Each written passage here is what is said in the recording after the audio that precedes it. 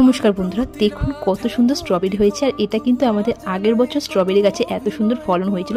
3টে গাছ মিলিয়ে মোটামুটি আমরা 30 থেকে 40টার মতো স্ট্রবেরি পেয়েছিলাম। তাই এই বছরও আবার নতুন করে আমরা স্ট্রবেরি গাছ লাগিয়ে নিচ্ছি। এরকম হালকা শীতেই কিন্তু স্ট্রবেরি গাছ লাগাতে হবে, তার জন্য মাটিটি খুব ভালো করে রেডি করতে হবে। এই মাটির মধ্যে আমরা কোকোপিট দিয়েছি, 1 বছরের কিচেন কম্পোস্ট দিয়েছি, জৈব সার আছে, শিংকুচি আছে, হাড়কুচি আছে। আর আপনারাও কিন্তু এরকমভাবে মাটিটি আগে রেডি করে নেবেন ভালো করে। তারপরে দেখুন এই ছোট্ট ছোট্ট স্ট্রবেরি গাছগুলো আমরা লাগিয়ে নিচ্ছি। এই গাছগুলো আমাদের এখানে নার্সারিতে প্রত্যেকটি 50 টাকা করে পিস নিয়েছি। আর এইগুলো কিন্তু এরকম শীতের শুরুতেই লাগাতে হবে।